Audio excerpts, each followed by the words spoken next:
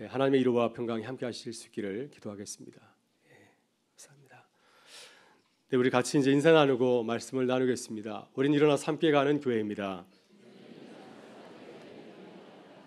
네, 설을 맞이해서 또 부모님들과 함께 가족과 함께 나오신 새 교우도 계시는데 우리 주변 분들 향해서 다시 한번 반갑게 인사하겠습니다. 새해 복 많이 받으세요. 네, 감사합니다. 네, 하나님께서 우리에게 큰 복을 주셨습니다. 새해를 두 번 맞이할 수 있는 복을 주셨습니다. 마음을 새롭게 하여서 또 새해 복된 한 해가 될 수 있기를 주의 이름으로 축원합니다. 일본의 유명한 크리스천 작가 가운데 엔도 슈사크라고 하는 작가가 있습니다. 이분의 작품 가운데 침묵이라는 작품이 많은 그리스도인들의 사랑을 받고 있습니다. 이분이 쓴 작품 가운데 숙적이라는 작품이 있습니다. 영어로 나이벌이라는 작품인데요. 이 작품은 임진왜란 때 일본의 선봉장으로 조선을 침략하였던 고니시 유키나카 소소 행장의 삶을 다루고 있습니다. 사순절 기간에 이번의 작품을 가만히 묵상하게 되면은 제자의 길이 어떠한 길인가를 우리가 생각해 볼 수 있어서 다시 한번 소개하고자 합니다. 고니시 유키나카는 천주교 신자였습니다. 그가 예수 그리스도를 믿은 이유는 정치적인 이유였습니다. 내가 기독교 신앙을 가지고 하나님의 은혜를 받게 되면 내가 세상에서 잘 되지 않을까 하는 기대심을 가지고서 그는 기독교 신자가 되었습니다. 그래서 그는 자신이 모시는 주군인 도요토미 히데요시가 자신의 그 가신들에게 천주교 신앙을 버리라고 했을 때 그는 조금도 고민하지 아니하고 나의 신앙을 버리겠다고 맹세를 합니다. 그러나 우연한 기회에 한 사람을 만나게 됩니다. 자신은 기회주의자여서 기독교 신앙이 내게 도움이 될 것 같지 않아서 그냥 버렸는데 그런데 그 신앙을 붙잡고 도요토미 히데요시의 그 무시무시한 명령을 어기고 자신의 목숨을 잃어가면서까지 신앙을 지키는 한 그리스도인 무사를 보았기 때문이었습니다. 그래서 그 모사의 모습이 이 고니시 유키나카의 마음을 뒤흔들어 놓았습니다. 예수 그리스도의 제자가 된다고 하는 것은 무엇인가? 그 신앙이 도대체 무엇이기에 저 무사는 자신의 목숨을 잃으면서까지 그 신앙을 지키는 것인가? 그래서 고니시 유키나카는 겉으로는 신앙을 버렸지만은 그의 마음속에는 이 질문이 계속해서 그를 괴롭힙니다. 그러다 그는 임진왜란을 겪으면서 인생의 허무함을 깨닫게 되고 다시 그리스도의 제자로 돌아오게 됩니다. 이제는 도요토미 히데요시의 가신으로 살아가는 것이 아니라 예수 그리스도의 제자로 살아가기로 결심합니다. 당시 일본은 임진왜란이 끝나고 또 도요토미 히데요시가 죽게 되자 전쟁의 소용돌이에 휘말리게 되죠. 그래서 이 고니시 유키나카도 군대를 이끌고 전쟁에 이렇게 출전하게 되었습니다. 근데 참 불행하게도 그는 전쟁에 져서 이제 포로로 붙잡히게 되었습니다. 당시 일본의 무사라면 당연히 스스로 자신의 목숨을 끊는 할복 자살이 가장 명예로운 무사의 죽음이었습니다. 무사에게 가장 수치스러운 죽음은 무엇이겠습니까? 포로로 붙잡혀서 참수형을 당하는 것이 가장 무사의 수치스러운 죽음이었습니다. 이때 적군의 장수는 고니시 유키나카가 일본이 자랑하는 무사 중에 무사이기 때문에 그가 명예롭게 죽을 수 있는 기회를 줍니다. 비록 적장이지만은 모든 무사들이 존경하는 자였기 때문에 그가 명예롭게 죽을 수 있는 길을 허락한 것이었습니다. 그러나 고니시 유키나카는 무사로서 명예롭게 죽을 수 있는 기회를 거절합니다. 그것은 할복 자살이 두려워서가 아니었습니다. 그것은 신앙인이 걸어갈 길이 아니었기 때문입니다. 내가 하나님을 믿는 사람으로서 어떻게 스스로 내 목숨을 끊을 수 있습니까? 그래서 그는 무사로서는 있을 수 없는 추한 모습으로 갖은 모욕과 조롱을 당하면서 사형장으로 이렇게 끌려갑니다. 길가에 늘어선 사람들이 마치 도살장으로 끌려가는 짐승처럼 마차의 밧줄에 묶여서 끌려가는 고니시 유키나카를 바라보면서 갖은 욕설과 또 독설을 퍼부어댑니다. 내가 그러고도 일본의 무사이냐? 명예로운 죽음을 택하라 하면서 계속해서 그를 그의 갖은 욕설로 또 조롱합니다. 예수님께서 사람들에게 붙잡혀서 로마 병정들에게 갖은 조롱을 당하고 모진 고난을 당한 뒤에 십자가를 끌고 골고다 건덕을 올라가신 것처럼 이 고니시 유키나카도 모진 고난과 수치를 당하였습니다. 그러나 유키나카는 주님이 당하신 고난을 묵상하면서 자신이 주님의 고난에 참여하게 된 것을 오히려 감사하고 기뻐합니다. 그리고 마지막 그 수치스러운 사형장에서 그는 기쁜 얼굴로 죽음을 맞이합니다. 여러분, 우리는 주님의 제자들입니다. 주님의 제자가 된다고 하는 것은 과연 어떤 의미를 담고 있습니까? 우리는 주님의 제자라고 고백할 때가 참 많이 있는데 우리가 주님의 제자로서 걸어가는 그 길이 어떠한 길이라고 여러분은 생각하고 있습니까? 여러분, 주님의 제자가 된다고 하는 것은 나를 내려놓는 것입니다. 내가 생명처럼 여기는 것, 그것을 주님을 위해서 내려놓는 것, 바로 그것이 제자의 모습입니다. 고니신 육기낙가는 주님의 제자였기 때문에 나를 내려놓았습니다. 자신이 생명처럼 여기는 명예로운 죽음을 포기하였습니다. 그리고 자신이 가장 수치스러운 죽음이라고 여겼던 참수형을 기꺼이 받아들였습니다. 주님을 위해서 기꺼이 나를 내려놓을 수 있는 것, 이것이 제자의 모습이라고 엔도시 사건은 우리에게 말씀하고 있습니다. 이것이 제자들이 걸어가야 되는 길이라고 하는 것이죠. 여러분, 마태복음 4장 18절 이하를 보게 되면 베드로는 주님이 제자로 부르실 때 어떻게 반응하였습니까? 그물을 버려두고 주님을 따랐다고 말하고 있습니다. 세베대 아들 야고보와 요한도 마찬가지로 어부였는데 그도 주님께서 부르실 때 배와 아버지를 버려두고 예수님을 따라 나섰습니다. 여러분, 어부에게 가장 소중한 것이 무엇일까요? 어부에게 가장 소중한 것이 배와 그물이 아니겠습니까?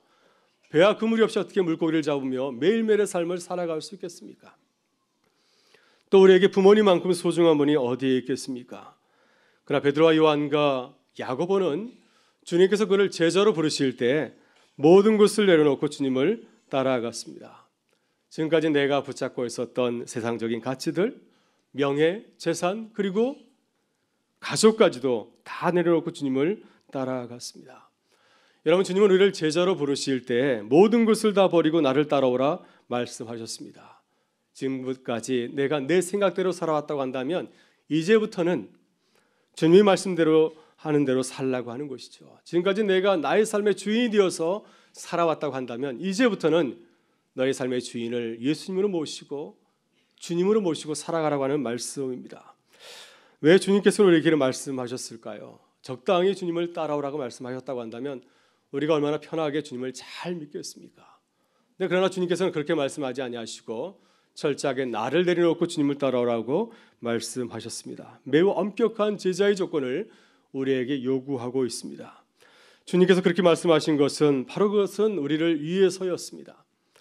우리들이 철저하게 우리 자신을 버리지 못하고 하나님의 말씀으로 채우지 못하면은 주님께서 주시는 복을 누리며 살아갈 수 없기 때문입니다.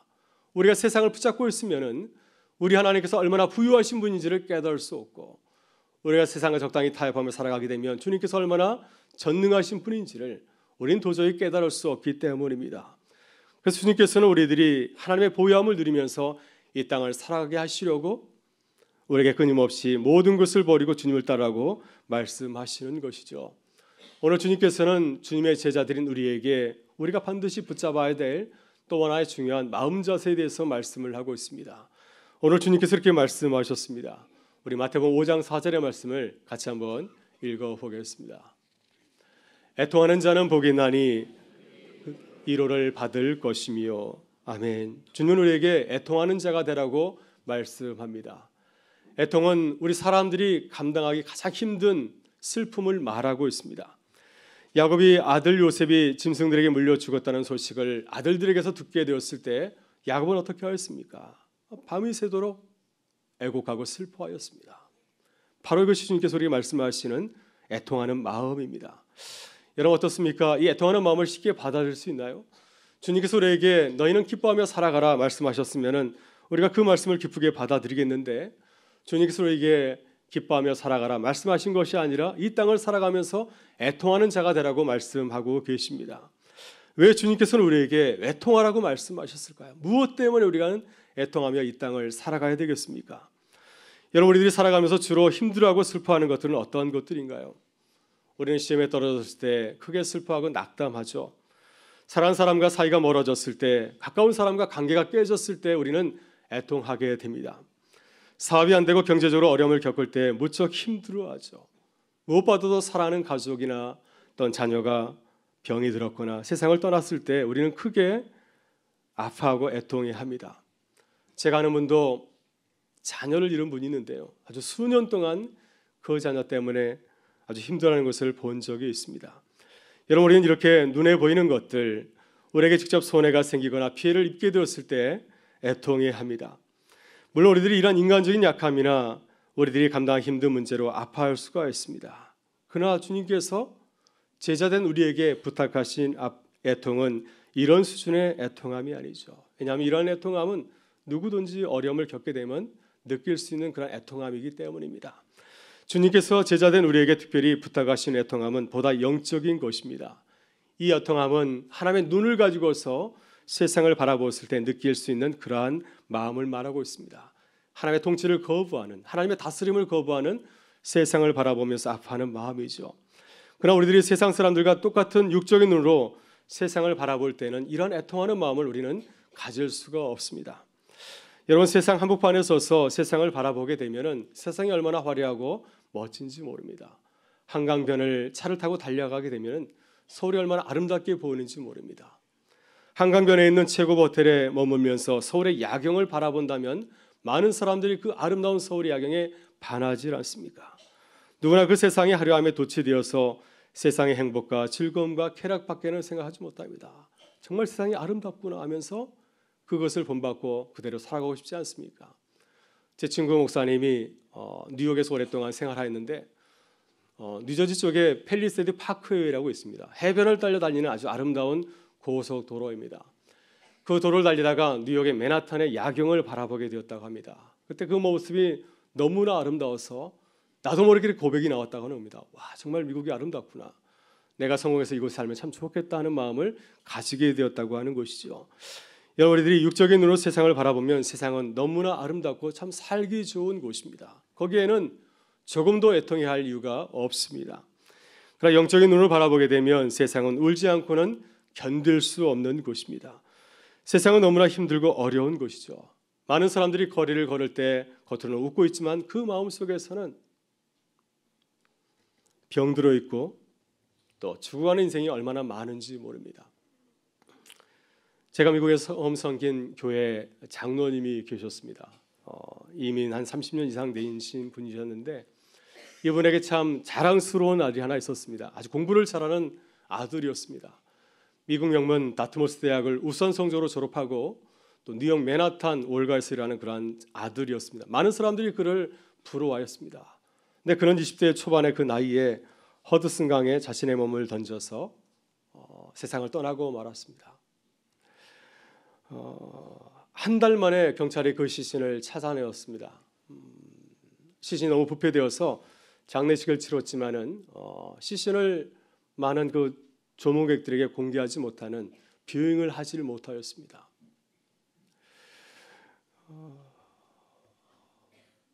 이 장로님의 아들이 스스로 목숨을 끊었던 것은 좋은 회사에 들어갔지만은 그 회사에 들어가서 보이지 않는 그런 장벽을 보면서 절망을 느껴서 자신의 목숨을 끊은 것이었습니다.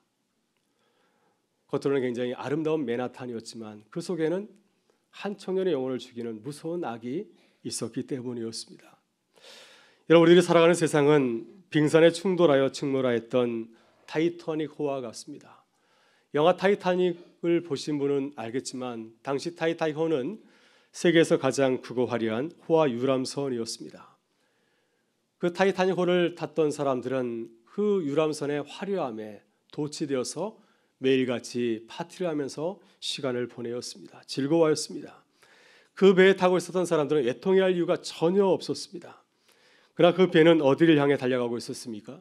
죽음을 향해서 달려가고 있었습니다.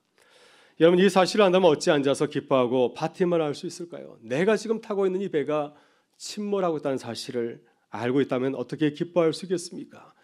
그 사실을 모르는 척 할 수 있겠습니까? 이 무서운 죽음의 소식을 배에 타고 있는 많은 사람들에게 알려서 그들을 다시 살게 할 수 있도록 노력해야 되지 않겠습니까? 어떻게든 그들을 살리기 위해서 최선을 다해야 되지 않겠습니까? 아주 오래전에 소돔과 고모라가 멸망할 때도 똑같은 일이 벌어졌습니다. 아브라함의 조카 롯은 자신이 살고 있는 소돔과 고모라 성이 멸망하는 줄도 모르고 세상 사는 재미에 푹 빠져 있었습니다.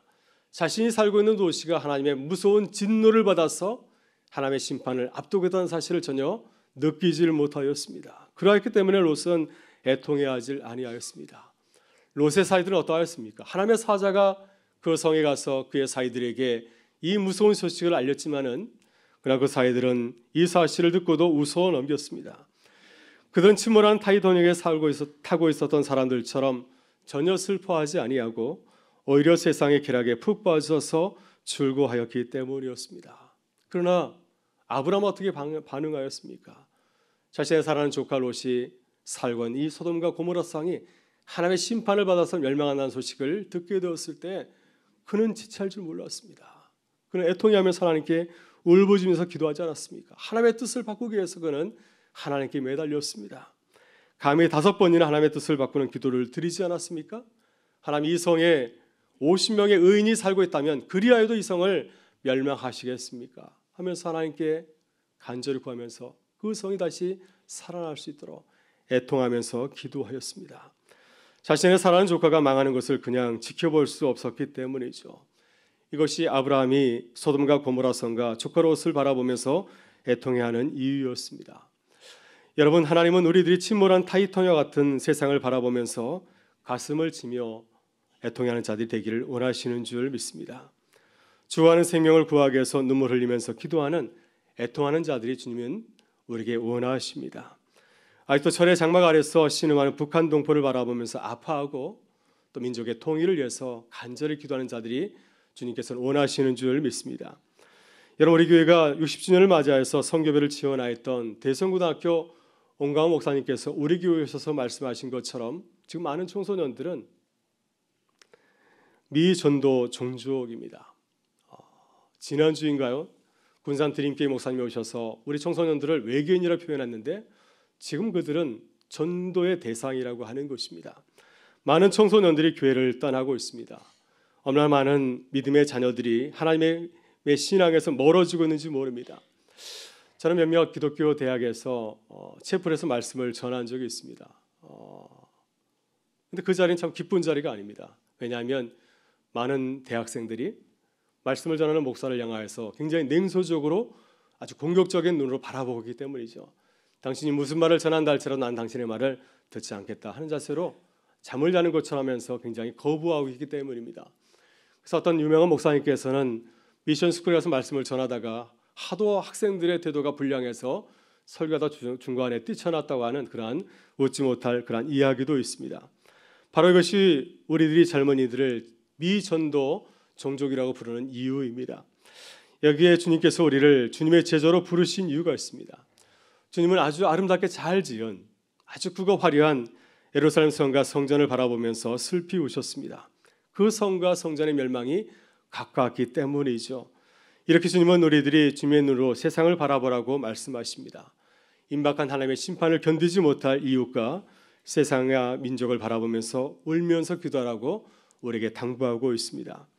여러분, 설교를 준비하다가 아주 오래전에 김우현 감독이 만들었던 애통하는 자는 복이 있나니라고 하는 그 영상과 책을 다시 읽게 되었습니다. 그 책을 읽으면서 많은 은혜를 느꼈는데요. 그 가운데서 깨달은 것이 하나 있습니다. 지금 우리가 이렇게 예수님의 제자로서 또 주님의 교회로서 큰 복을 누리는 것은 결코 우연이 아니라고 하는 사실입니다. 지금 우리가 이렇게 하늘의 복을 누리며 살아가는 것은 우리를 위해서 애통하는 자들이 많이 있었기 때문이라고 하는 것입니다. 가장 먼저 우리를 위해서 애통하신 분이 누구이겠습니까? 바로 우리 하나님이 아니겠습니까?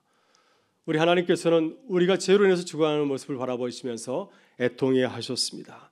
그 애통함이 있었기 때문에 주님은 사람의 몸을 입고 이 땅에 성육신하셨고 그 애통함이 있었기 때문에 십자가에서 죽기까지 하셨습니다. 그 애통함의 피가 골고가 언덕에 뿌려졌기 때문에 우리가 다시 사는 은혜를 누리게 된 줄 믿습니다. 또한 우리를 위해서 애통해야 하는 것은 수많은 사도들이 있었기 때문입니다. 그 중에서도 바울 사도는 자신의 동족인 유대인과 또 이방인을 살리기 위해서 그 작은 몸을 이끌고 세계를 누볐습니다. 그의 마음속에 애통함이 있었습니다. 어둠 가운데 있는 세상 사람들, 많은 이방인들을 빛이신 주님에게로 나오게 해야겠다고 하는 그 간절함과 애통함이 있었기 때문에 그는 그 애통함을 가지고서 예루살렘으로 가게 되었고 다시 로마에서 기꺼이 순교의 제물이 될 수가 있었습니다. 그의 거룩한 피가 하늘의 밀이 되어서 세상으로 복음이 퍼져나가게 되는 귀한 역할을 감당하게 되었습니다. 특별히 우리 민족이 어느 민족보다도 복음의 큰 혜택을 누린 것도 우리 민족을 위해서 가슴을 치며 애통해하는 많은 선교사들이 있었기 때문이었습니다. 여러분, 1866년 대동강변에서 피를 토하며 순교한 토마스 선교사는 24세 나이에 사랑 아내와 뱃속에 있는 아이가 죽는 그런 아픔을 경험하게 되었습니다. 이것이 선교사의 현실 가운데서 이루어진 일이었습니다. 그 아픔이 너무나 커서 그는 하나님께 이렇게 기도하였다고 합니다. 하나님, 내가 더 이상 선교사의 길을 걸어가지 못하겠습니다. 그러나 그때 조선 땅에는 천주교 신자들이 참수를 당한다는 소식을 듣고 다시 마음을 고쳐 먹습니다. 내가 이 불쌍한 민족에게 복음을 전하겠습니다. 그래서 3년 뒤에 27살의 나이에 조선에 복음을 전하러 왔다가 제대로 선교도 하지 못하고 대동강변에서 순교의 피를 뿌리게 되었습니다.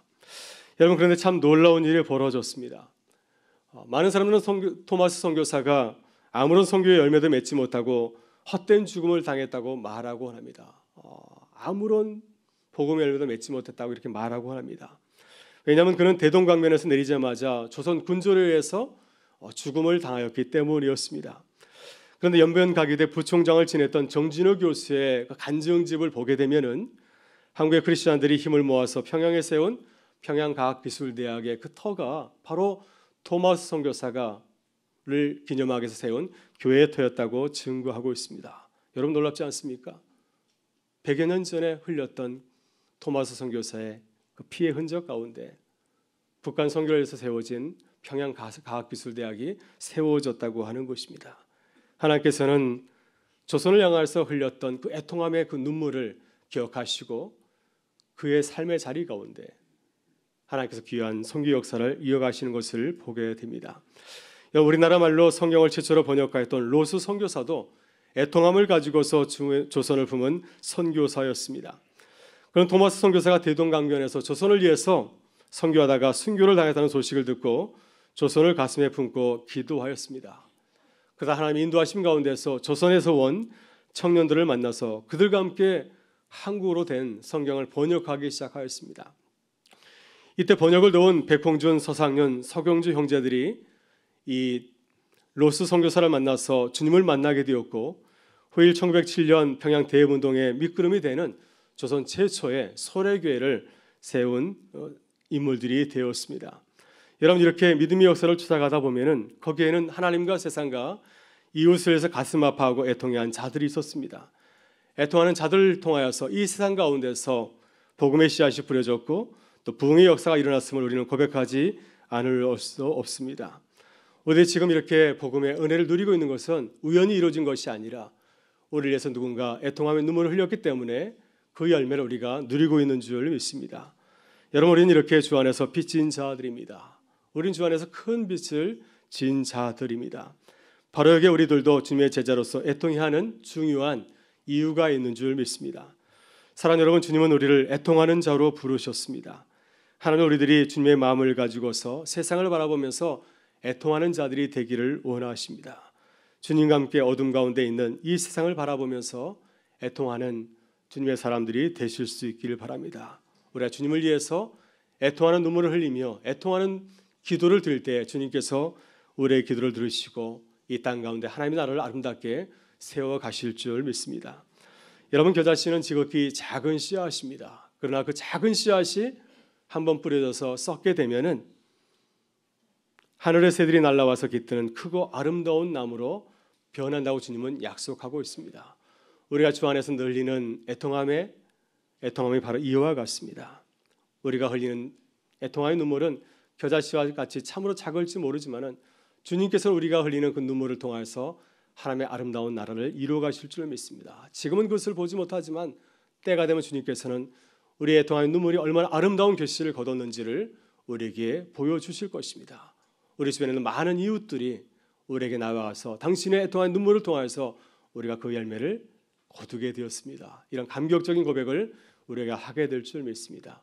오늘 주님께서 우리에게 말씀하십니다. 애통하는 자는 복이 있나니 그들이 위로를 받을 것이며, 애통하는 자로 주님의 아름다운 역사를 이루어가는 주님의 교회와 성도 되실 수 있기를 주님의 이름으로 축원합니다.